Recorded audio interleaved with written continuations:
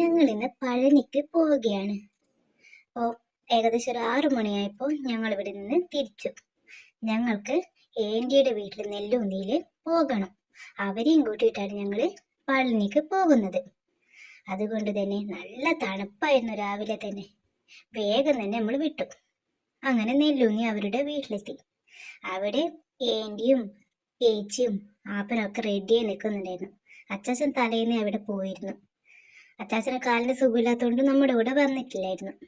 അങ്ങനെ ഞങ്ങൾ അവിടുന്ന് വിട്ടു. രാവിലെ ഒന്നും കഴിക്കാത്തത് കൊണ്ട് നമ്മളൊരു ഹോട്ടലിൽ കയറി അവിടെ നിന്ന് മസാല ദോശയും ചായയും അതാണ് ഓർഡർ ചെയ്തത്. അടിപൊളി മസാല ദോശയായിരുന്നു. നല്ല വടയും ക്രിസ്പി ആയിട്ടുള്ള വടയും. അങ്ങനെ ഞങ്ങൾ എന്താ പറയണ്ടേ അത് കഴിച്ചു. നല്ല രസമുണ്ടായിരുന്നേ. പിന്നെ വീട്ടിൽ നിന്ന് കലത്തപ്പം ഉണ്ടാക്കിയിരുന്നു. അതും വണ്ടിയിൽ നിന്ന് കഴിച്ചു. അങ്ങനെ അവിടെ നിന്ന് വിട്ട് നമ്മൾ ഏകദേശം വണ്ടി എത്തിയത് പാലക്കാടായിരുന്നു. ഒരുപാട് സ്ഥലങ്ങൾ നമ്മൾ കവർ ചെയ്തിരുന്നു, പക്ഷെ അതൊന്നും വീഡിയോയിൽ ഉൾപ്പെടുത്തിയില്ല. അങ്ങനെ പാലക്കാടിൻ്റെ ഭംഗി പിന്നെ പറയണ്ടല്ലോ, ഒരു ഗ്രാമീണ ഭംഗി തന്നെ. നല്ല നല്ല കാഴ്ചകൾ അവിടെ നിന്ന് കാണാം. അങ്ങനെ ഏകദേശം ഉച്ചയായപ്പോൾ നമ്മളൊരു ഹോട്ടലിൻ്റെ മുന്നിലെത്തി. അവിടെ നിന്ന് ഒരു നാടൻ ഭക്ഷണമായിരുന്നു. ഒന്നും നോൺ വെജ് ഒന്നും ഓർഡർ ചെയ്തില്ല. ചോറും മത്തങ്ങക്കറിയും പരിപ്പ് കറി, ബീട്രൂട്ട് വറവ്, പപ്പടം, അച്ചാർ അങ്ങനെയൊക്കെ ഒതുങ്ങിയൊരു ഭക്ഷണമായിരുന്നു കഴിച്ചത്. പിന്നെ രസം ഉണ്ടായിരുന്നു. കുഞ്ഞൂട്ടൻ കഴിക്കുന്നതാണില്ലേ. ഇതിൻ്റെ പ്രധാന ഉദ്ദേശം കുഞ്ഞൂട്ടിന് അമ്മയൊക്കെ ഒരു നേർച്ചയുണ്ടായിരുന്നു. പളനിക്ക് പോയിട്ട് വാവയുടെ തല മൊട്ടയടിക്കണമെന്ന്. അതിനു വേണ്ടിയിട്ടാണ് നമ്മളെല്ലാവരും കൂടി പളനിക്ക് പോകുന്നത്. തമിഴ്നാട്ടിലുള്ള ഈ പഴനി സുബ്രഹ്മണ്യ ക്ഷേത്രം ഭക്തരുടെയും വിശ്വാസികളുടെ പ്രധാന കേന്ദ്രം കൂടിയാണ്. 1001 കൽപ്പടികൾ കയറി മലമുകളിലെത്തിയാൽ പഴനി ആണ്ടവനെ ദർശിച്ചാൽ സകല ദുരിതങ്ങളും ശമിക്കുമെന്നാണ് വിശ്വാസം. തമിഴ്നാട്ടിലെ ഡിണ്ടിഗൽ എന്ന സ്ഥലത്താണ് പഴനിമല സ്ഥിതി ചെയ്യുന്നത്. പഴനി എന്ന പേരിലും പഴനി മുരുകന്റെ പേരിലും ഒരു പുരാണ കഥയുണ്ട്. ഒരിക്കൽ നാരദ മഹർഷി ഒരു പഴവുമായി പരമശിവനെയും പാർവതിയെയും കാണാൻ പോയി. ഇതൊരു അറിവ് നേടുന്ന ജ്ഞാനപ്പഴമായിരുന്നു. അപ്പൊ ശിവന്റെ പുത്രന്മാരായ ഗണപതിക്കും മുരുകനും ഇത് കൊടുക്കാൻ നോക്കി. അപ്പോൾ നാരദ മഹർഷി ഇത് വിലക്കി. ഇത് രണ്ടായി വിഭജിച്ചാൽ ഇതിന്റെ ഫലം കുറയും. അപ്പോൾ ശിവൻ വിചാരിച്ചു ഏറ്റവും ബുദ്ധിമാനായ പുത്രന് കൊടുക്കാം. അങ്ങനെ 2 പേരോടുമായി പറഞ്ഞു, നിങ്ങളിൽ ആരാണോ എത്രയും വേഗത്തിൽ ലോകത്തെ 3 വട്ടം ചുറ്റി വരുന്നത് അവർക്ക് ഈ പഴം നൽകുമെന്ന്. അപ്പോൾ തന്നെ സുബ്രഹ്മണ്യൻ സ്വന്തം വാഹനമായ മയിലിന്റെ പുറത്ത് കയറിപ്പോയി. ബുദ്ധിമാനായ ഗണപതി തൻ്റെ ലോകം അച്ഛനും അമ്മയുമായ പാർവതിയും ശിവനുമാണ്. അങ്ങനെ അവരെ 3 പ്രാവശ്യം വലം വെച്ച് ആ ജ്ഞാനപ്പഴം കൈക്കലാക്കി. തിരിച്ചെത്തിയ സുബ്രഹ്മണ്യ സ്വാമി തൻ്റെ പ്രയത്നങ്ങളെല്ലാം വെറുതെ ആയല്ലോ. അങ്ങനെ ദേഷ്യപ്പെട്ട് കൈലാസത്തിൽ നിന്ന് ഇറങ്ങി നേരെ പഴനിമലയിൽ താമസമാക്കുകയും ചെയ്തു എന്നതാണ് ഇവിടുത്തെ ഐതിഹ്യം. തിരിച്ചു വിളിക്കാനെത്തിയ ശിവനും പാർവതിയും സുബ്രഹ്മണ്യ സ്വാമിയെ സമാധാനിപ്പിക്കാൻ പറഞ്ഞ വാക്കുകളാണ് പഴം നീ. ഇതാണ് പിന്നീട് പഴനിമലയായി മാറിയത്. ഭക്തർ മൊട്ടയടിച്ചും കാവടിയേന്തിയും മല കയറുന്നതുമെല്ലാം ഇവിടുത്തെ വഴിപാടാണ്. ബാലമുരുകന്റെ ശിരസിനോട് സാമ്യം തോന്നുകയാണ് തലമുണ്ടനം ചെയ്യുന്ന വിശ്വാസത്തിന് ആധാരം. തലമുണ്ടനം ചെയ്തതിന് ശേഷം ചന്ദനം തേച്ചു പിടിപ്പിക്കുന്നത് ഭക്തരുടെ രീതിയാണ്. അങ്ങനെ ഞങ്ങൾ യാത്ര കുറേ ചെയ്ത് പളനിക്ക് എത്തി. അപ്പോൾ തമിഴ്നാട്ടിലായതുകൊണ്ട് തന്നെ ഒരുവിധ ഒന്നും നമുക്ക് പെട്ടെന്ന് മനസ്സിലായില്ല. അങ്ങനെ കുറേ അന്വേഷിച്ചതിന് ശേഷം നമുക്കൊരു റൂം കിട്ടി. അങ്ങനെ നമ്മൾ സാധനങ്ങളൊക്കെ പുറത്തേക്ക് എടുക്കുകയാണ്. കുഞ്ഞാവക്കൊന്നും അറിയില്ല. അവൻ എന്തെന്ന് കരുതിയിട്ടാണെന്ന് അറിയില്ല. ഏന്റിയുടെ മടി തന്നെയായിരുന്നു. കുറേ സ്ഥലം തമിഴിൽ ബോർഡൊക്കെ എഴുതിയതുകൊണ്ട് ഒന്നും മനസ്സിലാവുന്നില്ല എന്താണെന്ന്. പിന്നെ ഇവിടെ നിന്ന് മുടി മൊട്ടയടിക്കുന്നതൊന്നും ഷൂട്ട് ചെയ്യരുതെന്ന് പറഞ്ഞതുകൊണ്ട് നമ്മൾ അതൊന്നും ഷൂട്ട് ചെയ്തില്ല.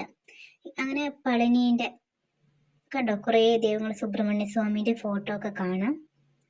അങ്ങനെ വിചാരിച്ചത്ര തിരക്കൊന്നുമില്ല. അതുകൊണ്ട് തന്നെ നമുക്ക് നന്നായിട്ട് ദർശനം കാണാൻ പറ്റീനി. ഒരുപാട് ആളുകൾ പല സാധനങ്ങളും എടുത്ത് ഞങ്ങളോട് വേണോ വേണോ എന്നൊക്കെ ചോദിച്ചു. ഞങ്ങൾ വേണ്ടാന്നൊന്ന് പറഞ്ഞു. പിന്നെ ഒരു ചായക്കടയിൽ പോയി ചായ കുടിച്ചു. ഇത്തിരി പോകുന്നൊരു ഗ്ലാസ്സിലായിരുന്നു ചായ തന്നത്. ഞങ്ങളെ കേരളത്തിലാണെങ്കിൽ വലിയ ഗ്ലാസ്സിലല്ലേ. പിന്നെ ചായന്റെ കടിയൊന്നും വാങ്ങില്ല, നമ്മൾ ബിസ്ക്കറ്റാ കഴിച്ചത്. പുലർച്ചെ ഒരു 5:30 മണിയാകുമ്പോൾ വാവയുടെ തല മൊട്ടയടിച്ചു. കണ്ടില്ലേ, ചന്ദനമൊക്കെ തേച്ച് പിടിപ്പിച്ചിട്ട് എന്ത് രസാന്നറിയാ കാണാൻ. അവനൊരു കരച്ചിലായിരുന്നു മുടി മൊട്ടയടിക്കുമ്പോൾ. പിന്നെ നമ്മൾ അവിടെ നിന്ന് നേരെ വിട്ടു. വേറെ ഒന്നും അവിടെ ഒന്ന് കാണാതെ ദർശനമൊക്കെ കഴിഞ്ഞു. തിരക്കൊന്നും ഇല്ലായിരുന്നു. വാവനെ നോക്കിയട്ടെ, വാവക്കൊന്നും അറിയില്ല. പിന്നെ നമ്മൾ നേരെ കൊല്ലംകോട്ടേക്ക് പോകാമെന്ന് വിചാരിച്ചു. അതിനു മുമ്പ് നമ്മൾ രാവിലെ തന്നെ ആയതുകൊണ്ട് ചായ ഒന്നും കുടിച്ചില്ല. അങ്ങനെ നമ്മൾ പാലക്കാട് നിന്ന് ഏതെങ്കിലും ഒരു ചായ കുടിക്കാന്ന് വെച്ച് നമ്മളൊരു കള്ള് ഷാപ്പിലാണ് എത്തിയത്. അവിടുത്തെ ഫുഡ് ഒന്നും പറയണ്ട. ആരും തെറ്റിദ്ധരിക്കറേ, കള്ളു കുടിക്കാനൊന്നല്ല നമ്മൾ പോയത്. അവിടുത്തെ ഫുഡ് ഒരു വെറൈറ്റി തന്നെയാണ്.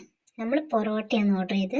പൊറോട്ടയും ചിക്കൻ ഫ്രൈയും ബീഫ് ഫ്രൈയും നൂൽപുട്ടും പിന്നെ വെള്ളയപ്പൊക്കെ ഉണ്ടായിരുന്നു. അടിപൊളി ഭക്ഷണം എന്ന് വെച്ചാൽ അടിപൊളി. ഇപ്പോഴാണ് നാവിൻ്റെ തുമ്പത്തുനിന്ന് രുചി മാറുന്നില്ല. അങ്ങനെ കൊല്ലംകോടെത്തി. പച്ചപ്പ് വിരിച്ച നെൽപ്പാടങ്ങളും തെങ്ങിൻ തോപ്പുകളും ആകാശം മുട്ടി നിൽക്കുന്ന വലിയ മലനിരകളും കാണാം. പിന്നെ ഒരു അമ്മമ്മ നമുക്ക് പയറൊക്കെ കൊണ്ടു തന്നു. ഞങ്ങൾ അതൊക്കെ വാങ്ങി. അവരുടെ വീട് കണ്ട, കുഞ്ഞു വീട്, വേലിയൊക്കെ ആക്കി. എന്ത് രസാന്നറിയാം, ഒരു പഴമ നിറഞ്ഞ പഴയ നൊസ്റ്റു ഒക്കെ അടിക്കുന്നവർക്കൊക്കെ നൊസ്റ്റു അടിക്കാം. ഇതെല്ലാം ചെറിയ ചെറിയ വീടുകളാണ്. പിന്നെ അവിടുന്ന് ചെറിയൊരു കുഞ്ഞി എന്താ പറയണ്ടേ, ഭരണിക്കുള്ളിൽ ഉണ്ടാക്കിയ നെല്ലിക്കൊക്കെ ഞാൻ വാങ്ങി. വളരെ രസമാണ് ഇതൊക്കെ വാങ്ങിയിട്ട് കഴിക്കാൻ വേണ്ടിന്ന്. ഇതാ പയറ് കാണുന്നില്ലേ, ഒന്ന് ഏന്റിക്കും വാങ്ങി, ഒന്ന് ഞങ്ങൾക്കും വാങ്ങി. അങ്ങനെ ആ ചേച്ചി നെല്ലിക്കയൊക്കെ തന്നു. കാണുന്നില്ലേ, എന്ത് നല്ല രസമാണ്. പച്ച വിരിച്ച പരവതാനി പോലെ ഇരിക്കുന്ന ഗ്രാമങ്ങളൊക്കെ കണ്ടോ, ഉയർന്ന മലനിരകൾ. പിന്നെ നൊസ്റ്റു അടിക്കുന്ന പോലെ ഒരു പഴയൊരു ചായ പീടി കാണാം. അത് ചെല്ലൻ ചേട്ടന്റെ ചായക്കട എന്നാ പറയുന്നത്. പനയോല കൊണ്ടുണ്ടാക്കിയ ഒരു കൊച്ചു കട. എന്ത് രസം. എത്രയോ ആൾക്കാർ അവിടെ നിന്ന് വീഡിയോ ഒക്കെ ഷൂട്ട് ചെയ്യുന്നുണ്ട്. കാണുന്നില്ലേ, ഒരു ചായപ്പീടിക. പിന്നെ നമ്മൾ ചീരക്കുഴിയിലെത്തി. അവിടെ നിന്ന് അച്ഛനും ഏന്റിക്കൊക്കെ ഫലവൃക്ഷ തൈകളൊക്കെ വാങ്ങാനുണ്ടായിരുന്നു. അവിടെ നിന്ന് പേരയ്ക്കും ചെമ്പരത്തിയും പിന്നെ വേറെ എന്തൊക്കെയോ അച്ഛൻ വാങ്ങിനി, അതൊക്കെ വാങ്ങി. ഒരു രസമല്ലേ. പിന്നെ രാത്രിയായി. നമ്മളൊരു ഹോട്ടലിൽ കയറി ഷവായി മന്തിയാണ് വാങ്ങിയത്. അതാണ് കഴിച്ചത്. കണ്ടോ, അടിപൊളിയല്ലേ. നല്ല സോഫ്റ്റ് ആയിട്ടുള്ളായിരുന്നു ഷവായി. അങ്ങനെ ചേച്ചി വീഡിയോ ഒക്കെ എടുത്തല്ല, സ്റ്റാറ്റസ് ഇടാൻ ഫോട്ടോ ഒക്കെ എടുത്ത്. കുഞ്ഞാവൊക്കെ ഒന്നും അറിയില്ല, ഇങ്ങനെ നോക്കുന്നുണ്ട് ഇതെന്താ സാധനം. കാരണം ഞങ്ങൾ അവന് ഫുഡ് കൊടുക്കുമ്പോൾ മീനും ഇറച്ചിയും മുട്ട ഒന്നും ഉൾപ്പെടുത്താറില്ല. പളനിക്ക് നിറച്ചുള്ളത് കൊണ്ട്. അങ്ങനെ നമ്മൾ അവിടെ നിന്ന് അതൊക്കെ കഴിച്ച് നേരെ നെല്ലുന്നിലെത്തി. ഏന്റിയെയും ആപ്പനെയും ചേച്ചിയെയും ഒക്കെ അവിടെ ഇറക്കി. പിന്നെ നമ്മൾ മെല്ലനെ അവിടെ നിന്ന് നമ്മളെ നാട്ടിലേക്ക് തിരിച്ചു. ഏകദേശം ഒരു 11 മണിയായിട്ടുണ്ട് നമ്മൾ അവിടെ എത്തിയത്. അങ്ങനെ അവർ സാധനങ്ങളൊക്കെ അച്ഛൻ വണ്ടിയിൽ നിന്ന് ഇറക്കി കൊടുക്കുകയെന്ന്. പിന്നെ അവിടെ നിന്ന് വിട്ടു. രാവിലെ സ്കൂളിൽ പോകേണ്ടതിനാൽ അങ്ങനെ നമ്മൾ നമ്മുടെ വീട്ടിലെത്തി. അപ്പം ഇതൊക്കെയാണ് ഞങ്ങളുടെ പളനിയിലേക്ക് പോയ യാത്രയുടെ കാര്യങ്ങൾ. ഇതൊക്കെ ഇഷ്ടപ്പെട്ടെന്ന് കരുതുന്നു.